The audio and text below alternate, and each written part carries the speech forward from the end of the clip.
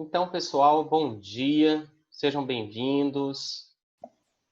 Hoje a aula é de redação, de produção de texto, e nós vamos começar pela proposta de redação, que já está lá, viu, Marcelo? Na Iônica, no mural de vocês. Eu vou abrir o mural da Iônica para que vocês vejam a proposta. Só um minutinho.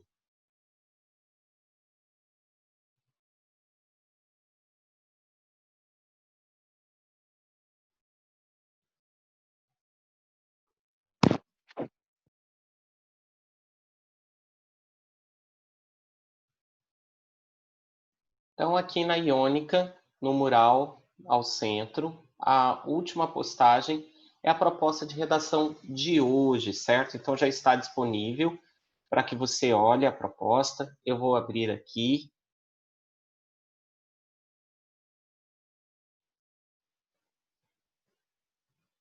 Para que vocês vejam.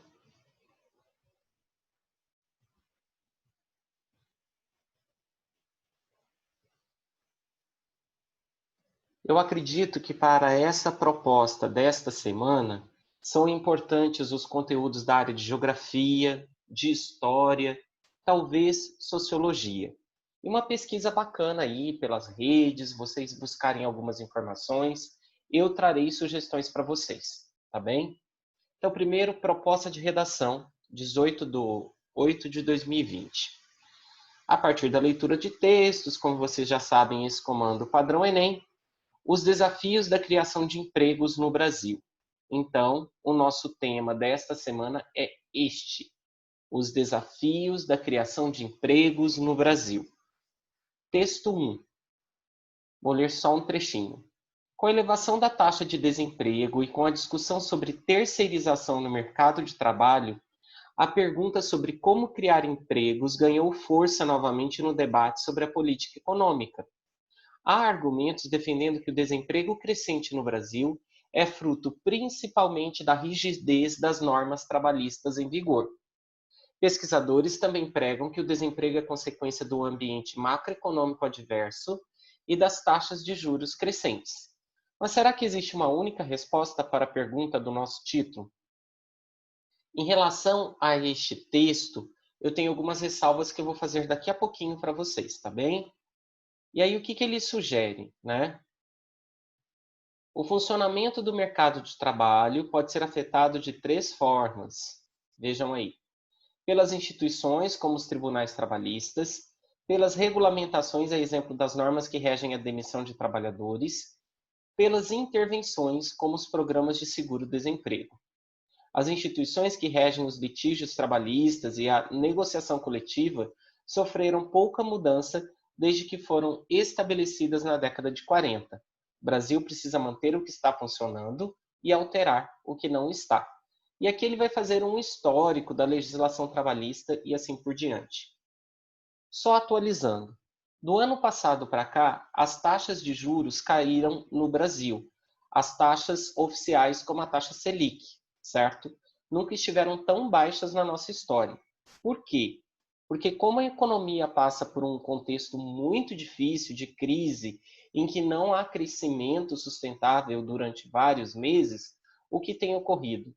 A decisão do comitê que estabelece a taxa oficial de juros do país tem sido diminuir os juros para ajudar a retomada da economia. Se não me engano, atualmente a taxa de juros, a gente pode conferir daqui a pouco no Google, a taxa Selic é de 2,25. Historicamente, o Brasil sempre teve taxas de juros de pelo menos 2 dígitos ali antes da vírgula, então acima de 10%. Durante alguns anos atrás, chegou a 9, a 8, e na crise recente, nós tivemos os juros cada vez mais baixos. E isso não tem ajudado da maneira esperada na movimentação da economia e na geração de empregos, certo? Outro fato que é citado ali, vejam, além da taxa de juros, é o seguinte: a legislação trabalhista. Lembrando que, durante o breve governo Temer, houve uma pequena alteração trabalhista, o governo atual tem propostas de alteração trabalhista. e algumas já foram realizadas, certo? Quando essas propostas são feitas, na perspectiva liberal, elas são chamadas de flexibilização. Permitir contratos de trabalho com pessoas jurídicas, sem que haja registro na carteira, e outras modalidades de emprego e de trabalho, como trabalho intermitente, em que a pessoa não tem um horário fixo de trabalho regido, certo? E sim de acordo com as necessidades da empresa, foram algumas mudanças realizadas. Então surgiram novas possibilidades de contratação em outras modalidades, que não seja aquela em que a pessoa tem um número de horas fixo durante a semana com registro em carteira de trabalho. Então, tem essa polêmica. Mais empregos com menos regras, com menos legislação trabalhista, ou a legislação trabalhista deve ser mantida e buscarmos outras soluções para a geração de empregos. Por que sugerem essa mudança na legislação trabalhista? Para que fique mais fácil contratar e demitir, e assim a empresa se sinta mais livre para fazer novas contratações, pois imagina um custo menor por empregado, o que faria com que tivéssemos mais vagas de emprego. Até o momento, esse efeito parece não ter acontecido da forma esperada no país, mas eu acredito que vocês devam pesquisar sobre isso e buscar um posicionamento próprio, certo? Este é o nosso primeiro texto. O segundo traz algumas informações de 2019. Eu não quis informações de 2020 na nossa proposta, por quê? Porque as de 2020 são referentes ao período da pandemia. Então, é uma espécie de estado de exceção. Ah, não teve redução no número de vagas em alguns setores, mas é devido à pandemia e não condições normais da nossa sociedade. Por isso, eu busquei dados de 2019. Texto 2. A economia brasileira gerou 408.500 empregos com carteira assinada no primeiro semestre deste ano, segundo números de Cadastro Geral de Empregos e Desempregados, CAGED, divulgado nesta quinta-feira, 25, pelo Ministério da Economia. O saldo é a diferença entre as contratações e as demissões. Nos 6 primeiros meses deste ano, o país registrou 8.221.237 contratações e 7.812.737 demissões. De acordo com o governo, trata-se do melhor resultado para este período desde 2014, ou seja, em 5 anos. No mesmo período do ano passado, por exemplo, foram abertas 392.461 vagas com carteira assinada. Observe esse marco aí, 2014, porque, na verdade, o Brasil passa por maiores dificuldades desde 2013. Inclusive, tem uma discussão aí de que estejamos caminhando para uma década perdida, assim como foi a década de 80 no século passado. Então, o Brasil estaria a caminho de completar uma década sem um crescimento econômico significativo e sem geração de ganhos realmente para essa sociedade na área econômica. O nosso último texto, na coletânea, é um texto bem simples, texto 3. Acho que eu vou precisar aumentar um pouquinho aqui o zoom. Então, nós temos o gênio da lâmpada, né, diante de um homem. Emprego com carteira assinada, aí você me quebra. Então, nenhum gênio que faça milagres, que atenda pedidos, consegue gerar emprego com carteira assinada, tá? Eu tenho algumas sugestões de repertório para vocês e eu vou passá-las agora. A minha primeira sugestão é um filme. Eu assisti a este filme neste final de semana, tá? Você não estava aqui. É uma produção europeia que foi indicada ao Festival de Cannes e que apresenta a terceirização do trabalhador. Neste caso, são trabalhadores que perderam o emprego na Inglaterra durante a crise de 2008, perderam suas casas, as famílias vivem numa situação financeira muito precária, o que acaba por afetar outros setores de sua vida, e o personagem principal decide trabalhar como terceirizado sendo motorista de entregas de compras online. Ele compra uma van financiada e vai prestar serviço para uma empresa de entregas. E aí começam alguns controles sobre o trabalho dele, né? Ele não tem nenhum direito trabalhista, ele não é funcionário da empresa, ele é um microempreendedor com a sua própria van, ou como ele diz lá, uma espécie de guerreiro que está ali empreendendo como um franqueado de entregas. E ali, nesse momento, o que passa a ocorrer? Quando ele tem problemas familiares e precisa faltar no emprego, na verdade, deixar de prestar o serviço de entregador, ele não tem o ganho garantido naquele dia e, além disso, ele precisa pagar uma espécie de multa para a empresa, porque ele deixou de cumprir o contrato por um dia. Então, a cada dia não trabalhado, ele precisa pagar uma multa de 100 libras. E isso vai tornando a situação bem complicada. Tá? Além disso, tem toda uma discussão ali também com a esposa dele, que também presta serviço de cuidadora para idosos, certo? E ela também não tem nenhum direito trabalhista, ela não tem carteira assinada. Ela ganha por cliente visitado no dia. E aí é aquela loucura que ela passa, os dois trabalham mais de 12, 14 horas por dia e os filhos não têm acompanhamento em casa. Então, esse filme, Você Não Estava Aqui, eu acho que eu digitei um não a mais, tá? Colocar o vídeo para assistir aqui no Zoom, minha experiência tem sido negativa, mesmo que seja o trailer, porque tem acontecido o corte do áudio quando eu transmito pelo Zoom, tá?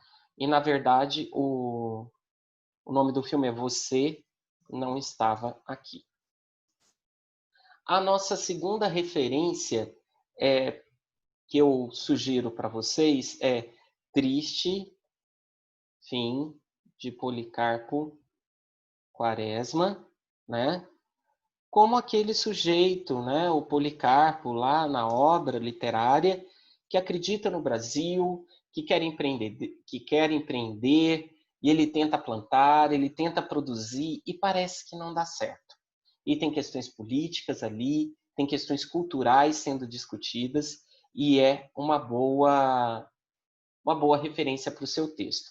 A Nicole, muito bondosa, compartilhou aí o link do filme, né, do trailer do filme, para que vocês deem uma olhada. Não é Avengers, tá? Não é produção hollywoodiana. É cinema arte, é um cinema engajado. Então, talvez muita gente aí não goste desse tipo de filme. Ainda quero, mais uma vez, insistir com vocês com Harari, e aí eu quero ler dois textinhos que falam um pouco sobre a percepção que esse historiador tem sobre a questão do emprego. Eu separei dois textos para que lêssemos juntos durante a aula. Eu achei interessante essa percepção aqui do Harari, que eu vou mostrar para vocês agora, em que ele fala o seguinte: o que realmente precisamos proteger não são os empregos, são os humanos. Porque nós temos uma discussão aí da proteção do emprego, né? Da proteção das vagas de emprego no mercado de trabalho. E sobre o que ele fala? O avanço da inteligência artificial levará a profundas transformações no mercado de trabalho. Mas, para Yuval Harari, autor de Sapiens, as profissões criativas serão menos afetadas. E aqui ele chega ao seguinte: a criatividade ganha papel central no mercado de trabalho, e ao menos no curto prazo é a característica que irá sustentar muitos empregos frente à automação e aos avanços tecnológicos.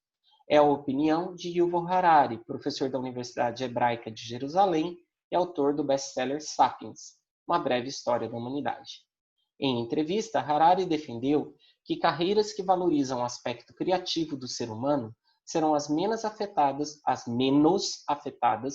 por cortes ou substituições por robôs. É certeza que muitos empregos desaparecerão, especialmente aqueles mais monótonos ou repetitivos. Mas trabalhos que demandam um certo grau de criatividade estarão a salvo, ao menos no curto prazo. O estudo de 25 anos de Harari sobre a humanidade, aliás, rendeu 2 livros best-seller que entraram nas listas de leitura de Bill Gates. O ex-presidente dos Estados Unidos, Barack Obama, também recomendou publicamente a leitura do trabalho de Harari. Com base em sua pesquisa, o escritor israelense afirmou que não há nada de errado em acabar com trabalhos repetitivos e chatos. O que defende, porém, é que novos trabalhos sejam criados no lugar, acrescentando funções de mais-valia e propósito para os profissionais. Aqui eu vou deixar por conta de vocês a leitura, tá? Na época negócios, vou ler só essa citação dele. Acho que o grande perigo do surgimento de uma classe de inúteis não é por conta da perda absoluta de empregos, mas pela grande dificuldade de treinar as pessoas e de elas se reinventarem. Então, a grande dificuldade é já comento aí a sua referência, tá, Nicole? Voltando aí ao Zoom. Então, a grande dificuldade é a seguinte, tá? Algumas profissões provavelmente desaparecerão, entrarão em extinção. Mas o que nós estamos fazendo para vivermos nesse contexto, para encaixar as pessoas neste contexto?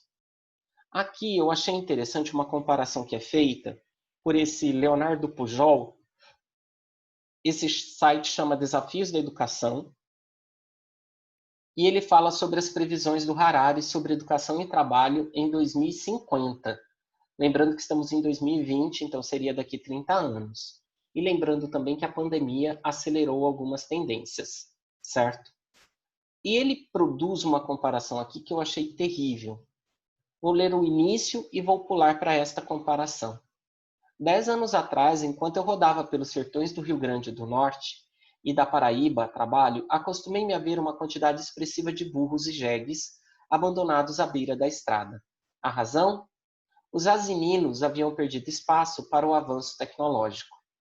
Era meados de 2010 e os jumentos, que historicamente serviram como principal meio de transporte de carga e de gente no interior nordestino, eram substituídos de forma progressiva por veículos motorizados, sobretudo motocicletas.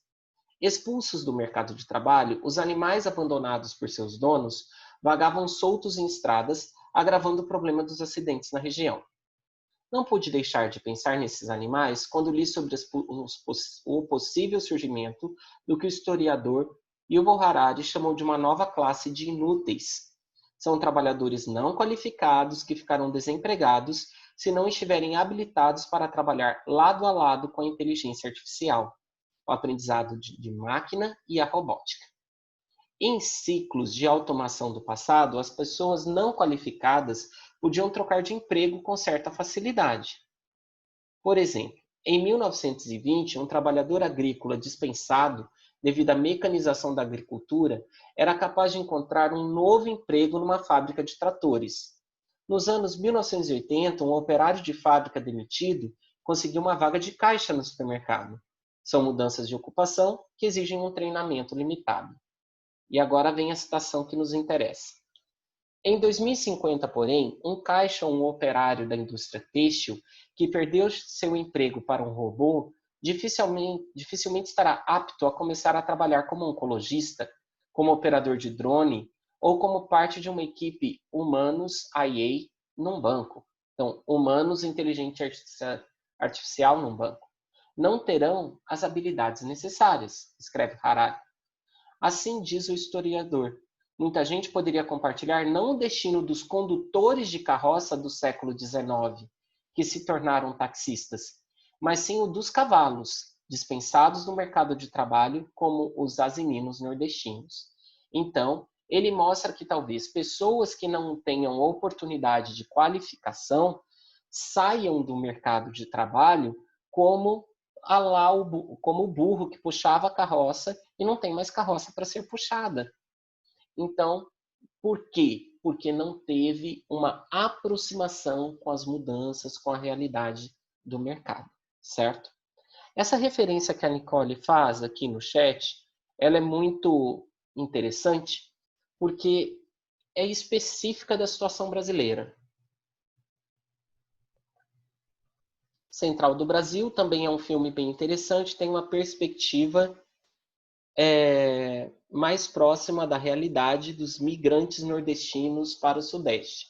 Aqui no Brasil, assim como em outros países, as regiões que têm um maior desenvolvimento econômico acabam por se tornar polo de atração, né, populacional, que é o que, de alguma maneira, sim, é retratado em Central do Brasil, e Nicole é uma ótima referência. Outro filme que, de certa forma, retrata isso é A Que Horas Ela Volta. É um filme mais recente também, uma empregada doméstica, se não me engano, em São Paulo também, nordestina, e trabalha para uma família, e aí ela vai receber a filha que chega do Nordeste para prestar vestibular. A menina está terminando o ensino médio e quer fazer uma prova de vestibular em São Paulo.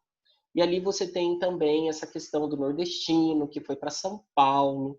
No caso dela, trabalha como doméstica, uma tentativa de melhor oportunidade de vida, enviando dinheiro para o Nordeste para ajudar a família. A Que Horas Ela Volta também é nacional, assim como Central do Brasil. Tá? O primeiro lá que eu sugeri, Você Não Estava Aqui, não é nacional, é europeu. Bacana? E aí, a que ponto eu quero chegar com a proposta de redação dessa semana? Eu fui indicando para vocês aqui um certo repertório, a Nicole trouxe a sugestão desse filme, eu gostaria que vocês trouxessem outras sugestões, certo? E eu montei um esqueminha que eu vou colocar no quadro agora, e talvez você queira anotar no seu caderno de língua portuguesa ou até mesmo de redação. Vocês sabem que na produção de texto para o Enem, a questão do repertório é extremamente importante, o chamado repertório sociocultural. Ele é avaliado ali dentro da competência 2, tá? E o que nós podemos refletir juntos sobre o repertório é o seguinte: quando eu insiro repertório sociocultural no meu texto, como ele está sendo pensado, né? Como ele é avaliado pelo corretor? Porque eu tenho a sensação, talvez, em alguns momentos, de que eu insiro um repertório no meu texto e ele não é valorizado, né? Nossa, Hugo, mas eu coloquei isso no meu texto e parece que não fez diferença. O que eu quero que você observe? Este repertório que você insere no texto, que pode ser um filme, uma obra literária, dados estatísticos do IBGE, eu trouxe aí na proposta dados do CAGED, certo? Então, vejam assim, não, opa, não pode ser limitado a informações presentes na prova. Além disso, pessoal, ele deve ser legitimado,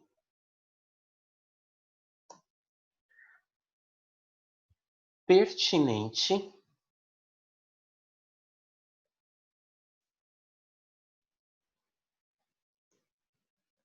com referências de diferentes áreas do conhecimento. Deixe-me ver aqui se eu esqueci algo que eu gostaria de colocar para vocês. Não.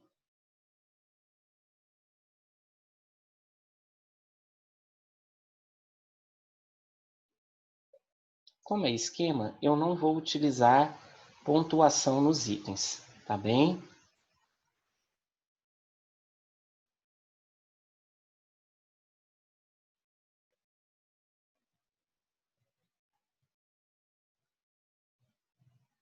Então, vamos pensar um pouquinho sobre esses itens que eu coloquei no quadro para vocês. Primeiro, não pode ser limitado a informações presentes na prova. Vejam que toda proposta de redação traz ali uma coletânea, né? Uma sequência de textos. No caso do Enem, esta sequência de textos é de mais ou menos uma página. Esses textos que estão na prova podem ser o seu ponto de partida, mas não o seu ponto de chegada. O que eu quero dizer com isso? É importante que você comprove uma bagagem que você trouxe com você para a prova. e que você não tem somente o que estava ali como condições para produzir o seu texto. Isso significa extrapole as informações presentes na prova. Busque a sua vivência cultural, científica, sua vivência escolar, para enriquecer o texto com informações que não estão ali na coletânea e nem no restante da prova, nas questões objetivas. Então, vou repetir para você. Ao seu repertório, ele deve extrapolar os limites dos textos presentes ali. Olhem a outra característica que precisamos observar juntos. Legitimado. O que significa ter um repertório legitimado? Significa que o seu repertório ele precisa oferecer referências. Caso você ofereça dados, esses dados são do IBGE, são de uma pesquisa da Universidade de São Paulo, da Universidade Federal de Goiás, são dados do CAGED, são dados do Censo Brasileiro ou de alguma universidade, de algum pesquisador, então você precisa legitimar. Outra coisa que pode legitimar aí é a referência de uma citação, o nome do autor. Também podem legitimar os dados fatos irrefutáveis. Então, quando você indica um fato recente que é de conhecimento público e notório e que não poderá ser negado pelo seu leitor, ou ainda, quando você apresenta ali um fato histórico, fatos históricos também são uma forma de legitimar o seu repertório. Então, como legitimar o repertório? Indicar fontes dos dados, nome do pensador ou do autor, fatos recentes de conhecimento público ou notório, fatos históricos, são mecanismos que tornam seu repertório legitimado. Obras de arte, como cinema, literatura, também podem ser incorporados, desde que sejam assim legitimados. Então, legitimado é aquilo que parece sério, que traz uma autoridade para o seu texto. E aí, pertinente. Fatos que sejam pertinentes. O que significa isso? O conteúdo que eu vou inserindo no meu texto, esse meu repertório, ele precisa ser de importância para o tema discutido. Ele deve gerar uma reflexão que realmente seja válida. Então, além de ter um repertório que seja interessante, que vale a pena, ele deve ser pertinente. Ele deve ter conexão com aquela temática ali que foi proposta e essa conexão ser explorada por mim dentro do meu texto, fazendo com que aquele elemento do repertório me ajude a sustentar a argumentação, que seja pertinente para o meu projeto de texto, para o meu ponto de vista, e assim vai embora. Então, observem aí comigo. A inserção de repertório no texto deve ter como critério o seguinte: este elemento é pertinente para a discussão que eu estou fazendo no meu texto? E vamos lá mais uma vez.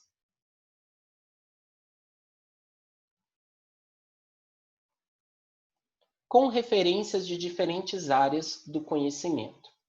Eu não sei aí se vocês se recordam, né, quanto a esse último tópico, que na verdade ele tem a ver com legitimar, mas eu puxei ali separado porque eu considero muito importante. Eu sempre sugiro que ao pensar o seu texto, antes de iniciar a escrita, você faça o seguinte: você faça uma espécie de checklist, passando disciplina por disciplina que é estudada no ensino médio e pensando o que essa disciplina pode contribuir com o que essa disciplina pode contribuir para a minha discussão nesta redação sobre este tema. Às vezes, algumas disciplinas não terão que contribuir, ou você simplesmente não lembra do que seria essa contribuição. Aí você passe para a disciplina seguinte.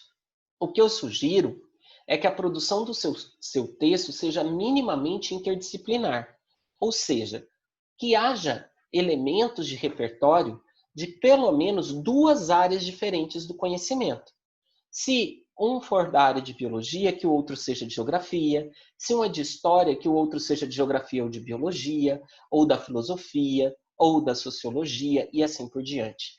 Então, que o seu repertório tenha uma diversidade de fontes, de áreas do conhecimento que sustentam aquela informação.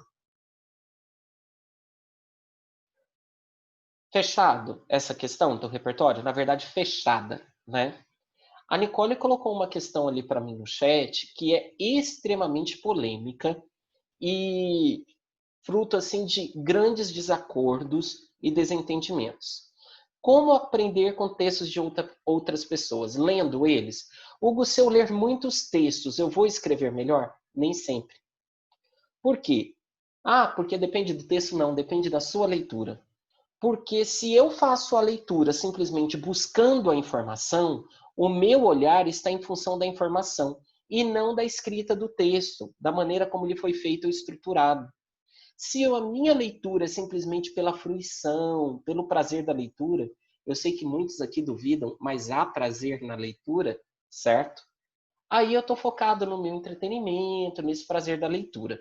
Talvez eu absorva vocabulário, experiência como leitor, mas talvez eu não observe a estrutura do texto. Entendeu, Nicole?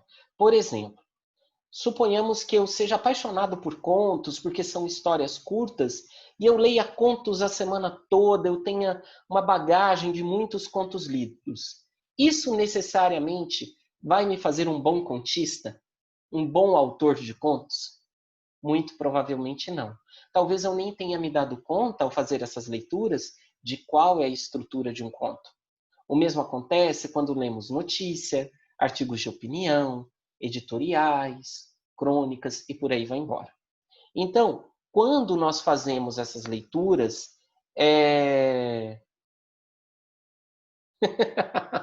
Nicole, você me diverte. Então, é o seguinte, essa situação, Nicole, tem que ser pensada da seguinte maneira. Ler redações que tiraram nota 1000 no Enem é bacana? É, desde que eu observe. Olha essa introdução que esse cara fez na redação nota 1000. Vou tentar fazer semelhante, vou produzir isso e ver o quanto eu consigo alcançar dessa nota 1000. Olha essa conclusão. Então, tem que ser uma leitura focada na estrutura do texto, na maneira como ele é produzido. Se não, a leitura de vários textos trará uma contribuição, sim, mas essa contribuição será limitada. A questão está no seu olhar, na sua leitura.